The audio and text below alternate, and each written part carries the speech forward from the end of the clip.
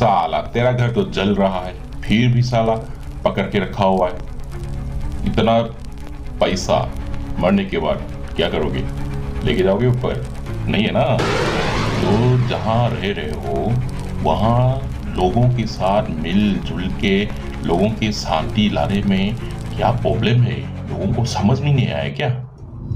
इतना सब कुछ होने के बाद भी समझ नहीं आया क्या?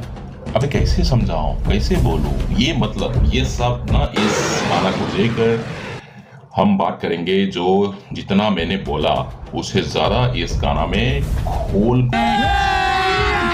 अभी मजा आएगा ना भिड़ो। खोल के बोलेगा, समझे? खोल के समझाएगा आपको, खोल के पूरी तल्ला चिट्ठा पूरा खोल के इस गाना की मतलब जब हम आपको बताएं